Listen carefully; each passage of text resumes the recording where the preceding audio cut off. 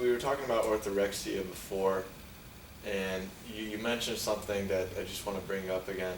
And you're talking about the 30 bananas a day diet. Can you link that with orthorexia? What's really going on in a person's health if they're to, follow maybe a more extreme and abnormal dietary perspective? Here's my perspective on the whole thing.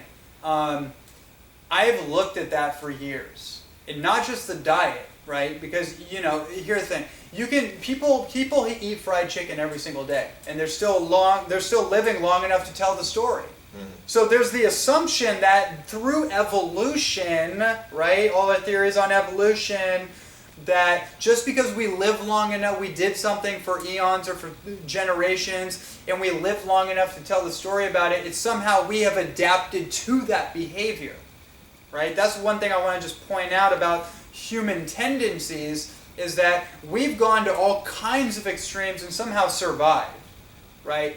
Now, when it comes to like the high fruit or the 30 bananas a day thing, here I'll approach it on two different perspectives. First is just the nutritional perspective. You're loading up, literally, you're constructing an entire diet based on perhaps the most accepted genetically modified food in existence, which is a banana.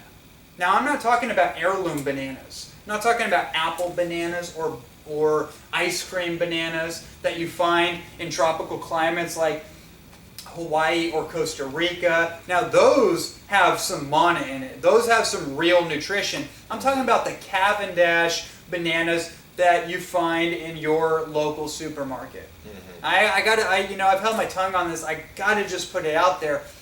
I'm not really into those, as a food source at all, let alone constructing your whole overview of a diet and just loading up on that, because I've noticed a correlation between excessive hybridized fruit consumption and erratic behavior.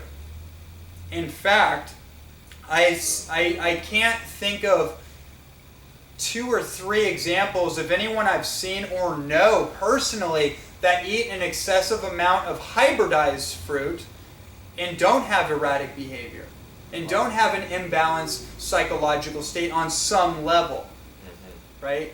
If there's no balance in the diet, then that's going to affect someone's psychological state. That's going to affect the decisions being made, the thought forms that are being propagated in their cerebral space. Right? I've seen it sugar excess, especially for someone's metabolism that doesn't run efficiently on sugar, it causes metabolic problems. It causes fungal overgrowth. And there's a lot of people out there judging entirely on their behavior. I would say they have a fungal excess. And I want to just finish off on this. Candida does affect consciousness. I was having a conversation with my friend Hoya this morning, who has suffered a lot from Candida issues for a while, and we're having this conversation. He told me, matter of fact, my extreme anger, frustration, entirely due to Candida. This is his words. So it's entirely due to Candida. And once he got on Padiarco tea, once he got off fruit, and I'm not saying fruit's bad, okay? I'm saying that we're talking about extremes right now, right? Once he got off that whole thing and just was a little more ketogenic, more fat in his diet, vegetables, juices, that kind of thing, tonics, all the fungal infection went away, and he's totally normalized and balanced human being. Mm-hmm. And so I look at people's communication, and then I look at their diet, and that correlation is very clear to me. Wow. Now, just speaking about bananas, I want to bring this up because it wasn't even like an intellectual thing I found out about or heard about, but gradually over the past year, I've noticed my body less and less wanting bananas, actually wanting to move more away from the bananas that are readily available. The bananas I loved were, what I found in Fiji on those tropics. Now, what's really going on with these bananas that we see, like organic bananas in Whole Foods and Trader Joe's? What does? Most likely, there's a scam there. Yeah. Most likely. I mean, bananas are so hybridized at this point. They're clones. They're literally grown in like, they're cloned. Yeah. Cloned versions of the last generation of bananas. They're just constantly clone. Bananas have a life cycle. So in the study of longevity, there's something called telomeres. And telomeres are basically the end caps that attach to your chromosomes to keep your chromosomes from fusing together or unraveling, right, and having DNA complications. Now, what happens in the human life cycle is that when those telomeres start to get broken down over time, that's when the acceleration of aging progresses, right?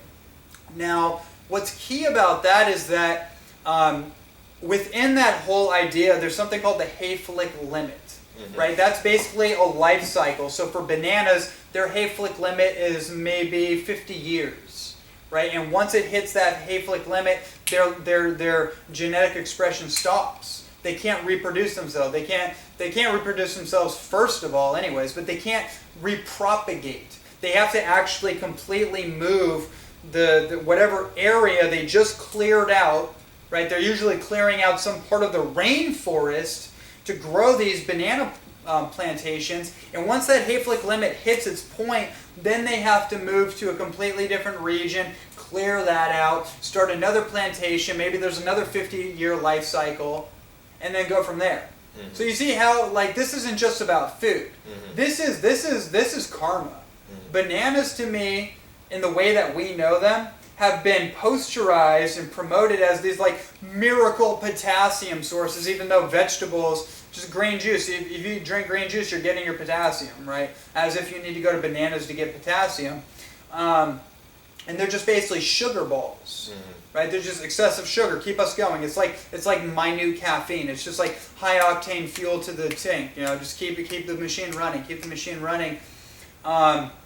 And just load up on banana calories. It's karmically inappropriate for our ecological situation that we're in right now. Mm-hmm. Just on that note, right? And the amount of animals and wildlife that have actually been eliminated because of the monocropping farming practices of banana agriculture. Mm-hmm. Now you see how that is like a bigger issue? Yeah. Especially now we're getting into another part of this conversation with the whole like 30 bananas promotion. That's all based on vegan propaganda, right? Now, again, I'm more closely aligned with vegans than I am with like carnivore theorists and like carnivore extremists for sure. But when it comes to that piece of the puzzle, people don't realize this. They don't realize that the exact argument they're making for animal sanctity, the sanctity of life on our planet, the environment, is actually being hypocritical, unknowingly hypocritical, by the promotion, by the support of the banana industry.